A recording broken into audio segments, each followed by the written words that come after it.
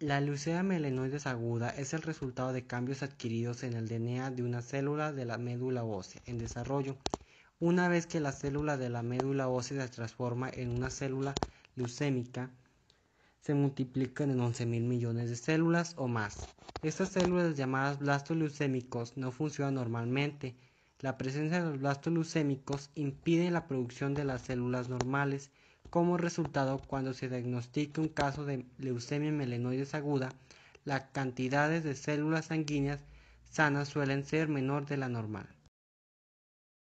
Causas y factores de riesgo. La mayoría de los pacientes diagnosticados con leucemia melanoides aguda no presenta un evento desencadenante claro. La exposición reiterada a la sustancia química benceno puede ser un factor en el desarrollo de la leucemia melanoides aguda.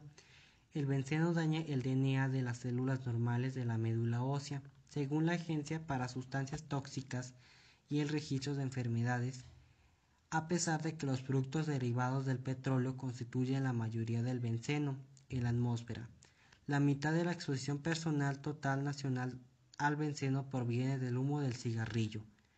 Un porcentaje pequeño pero en aumento de casos de leucemia melanoides aguda surge luego de tratamientos de quimioterapia o radioterapia para otros tipos de cáncer, como la linfoma, la mieloma y el cáncer de seno.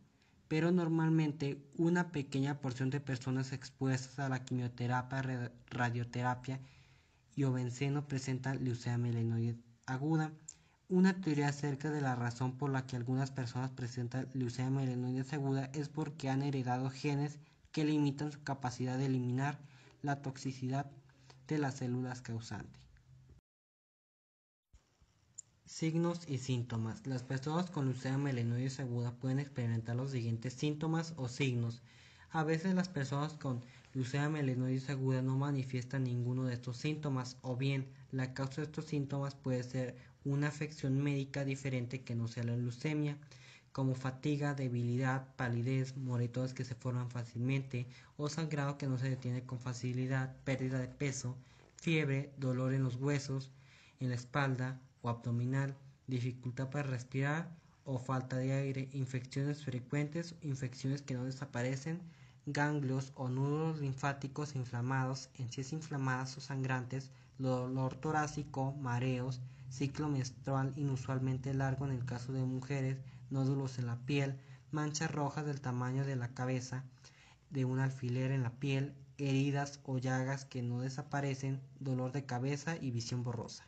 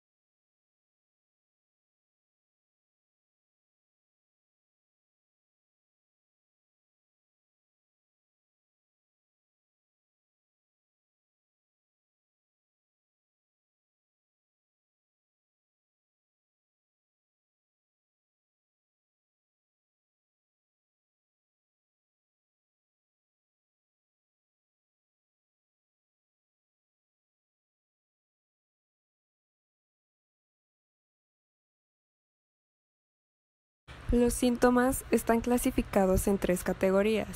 La principal clasificación son los síntomas causados por encuentros bajos de glóbulos rojos, como en el caso de la anemia, donde sobresale el cansancio, debilidad, sensación de frío, dolores de cabeza, entre otros. La segunda clasificación son los síntomas causados por encuentros bajos de plaquetas. Las plaquetas normalmente ayudan a detener el sangrado. Un número disminuido de plaquetas sanguíneas puede dar lugar a moretones, sangrado nasal, de encías y o sangrados severos. La última categoría son los síntomas causados por un elevado número de células leucémicas. Algunos de los síntomas son parecidos a los que se presentan en un accidente cerebrovascular e incluyen dolor de cabeza, debilidad de un lado del cuerpo, confusión y soñolencia. Cuando se afectan los vasos sanguíneos en los pulmones, las personas presentan dificultad para respirar. También se pueden afectar los vasos sanguíneos en los ojos, lo que causa visión borrosa e incluso pérdida de visión. Las células leucémicas se pueden propagar al cerebro y a la médula espinal y pueden causar otra serie de síntomas. Técnicas utilizadas en el diagnóstico molecular y seguimiento de la leucemia mieloide aguda. La técnica de reacción en cadena de la polimerasa.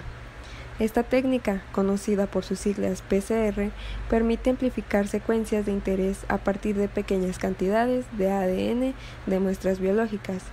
Con este método, se obtienen millones de copias de las originales. El método comienza con la hibridación de un oligonucleótido sintético de 10 a 20 bases a una secuencia de ADN específico, denominados primers o cebadores, que flanquea en los dos extremos la secuencia de interés. Todo ello es posible mediante una ADN polimerasa termoestable, como la Taq polimerasa, que hace copias de la secuencia elegida. La repetición cíclica de la hibridación-extensión con un termociclador automático permite una gran amplificación de hasta 1.000.000 de veces del segmento de ADN en estudio.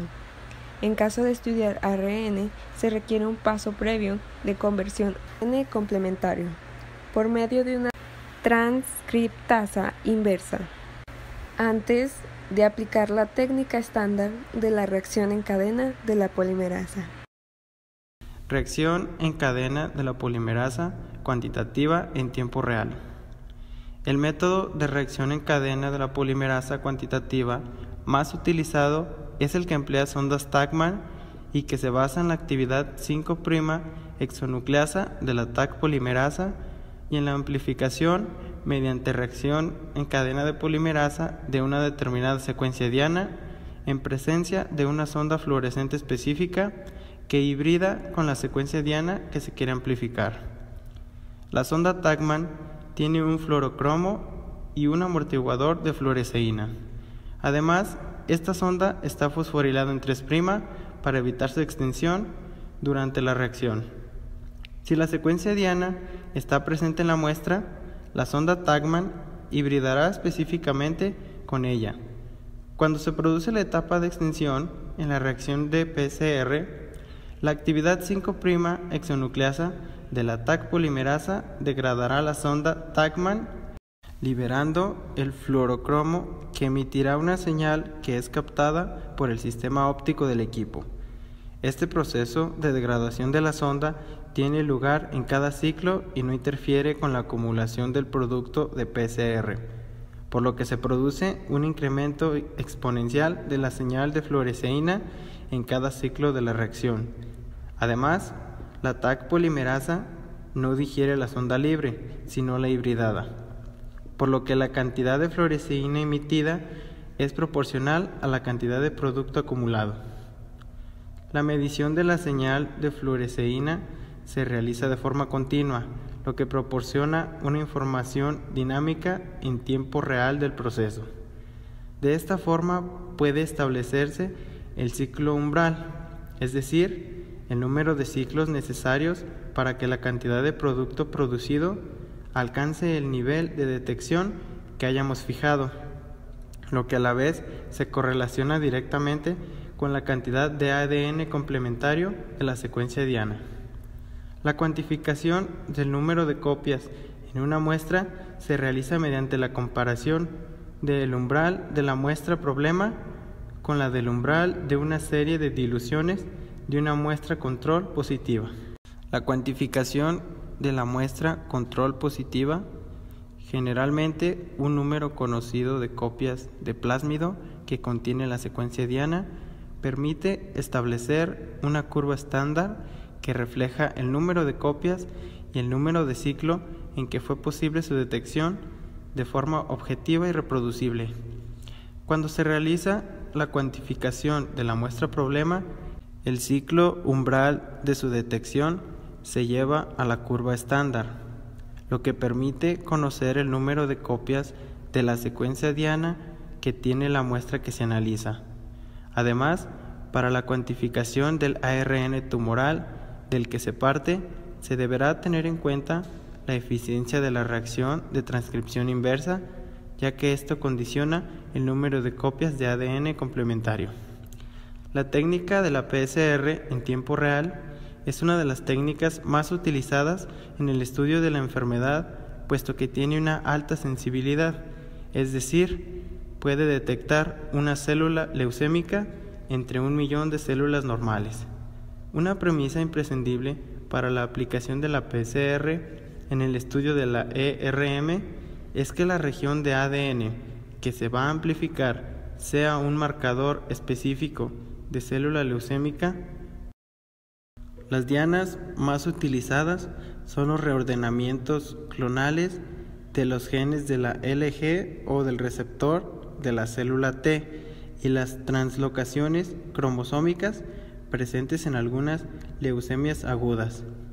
Esto hace que sea una técnica con una alta especificidad, pero que no puede ser utilizada en casos en los que no hay ningún marcador molecular. En este sentido, se ha trabajado mucho para estandarizar esta metodología para su utilización no solo en el diagnóstico, sino también en el seguimiento de la ERM.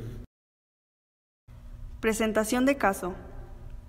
Adolescente de 16 años de edad, de tez blanca, sin antecedentes de salud, que en diciembre del 2013 ingresa en el Hospital Pediátrico de Pinar del Río con un cuadro clínico caracterizado por fiebre de 38 grados centígrados, dolor en la región. Presentación de caso.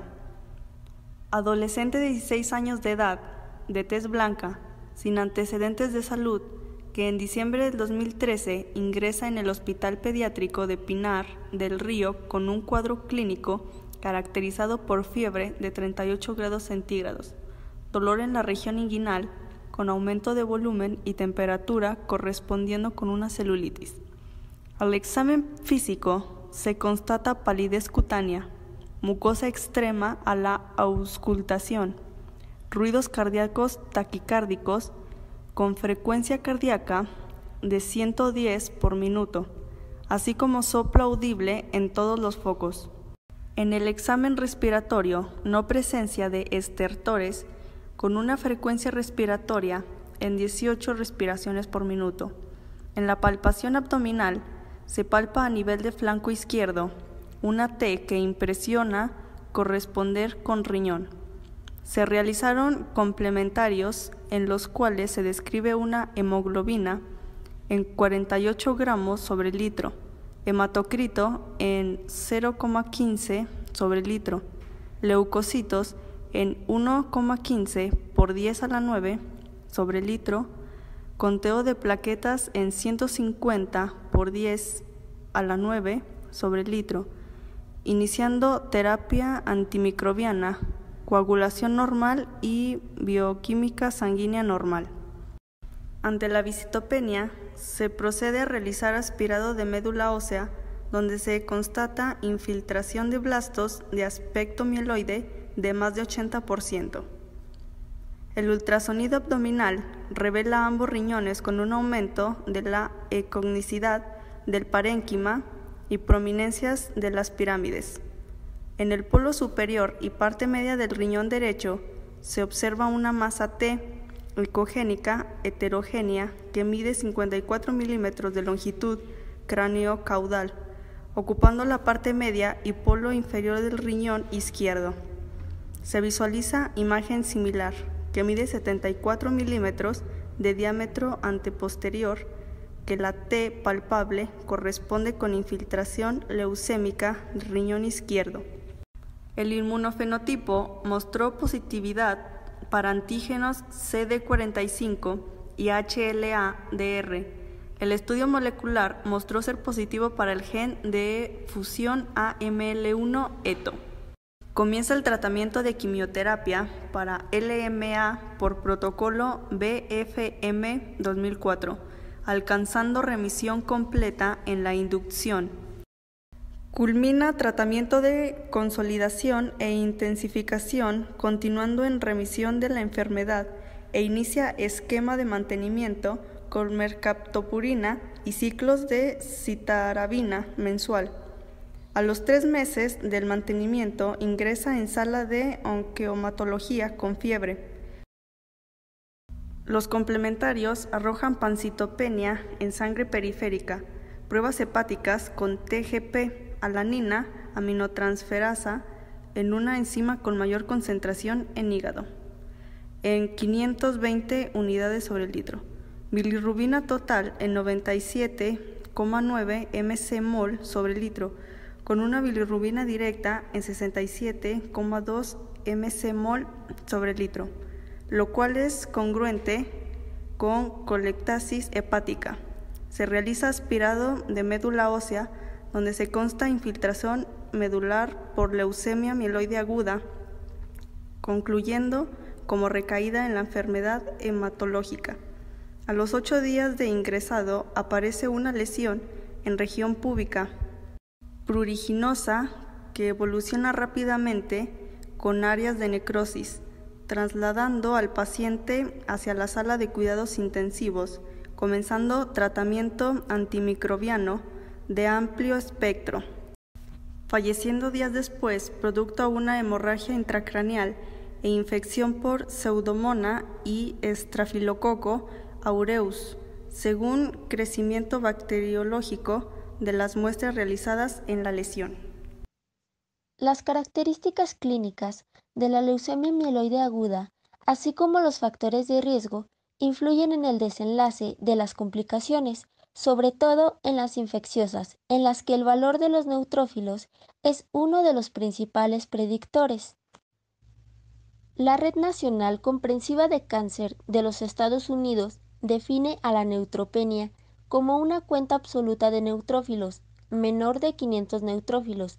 Progresa a neutropenia febril cuando la temperatura corporal es mayor o igual a 38.3 grados centígrados, tomada oral, o a una temperatura de mayor o igual de 38 grados centígrados por un periodo de hora. La mortalidad aumenta sobre todo por el tiempo prolongado de la neutropenia secundaria a la infiltración medular producto de la recaída. En conclusión, el paciente presentó recaída de la enfermedad hematológica y la imposibilidad de tratamiento por colestasis hepática produce la prolongación de la neutropenia, lo cual agudiza las infecciones, aun con la utilización de terapias antimicrobianas de primera línea.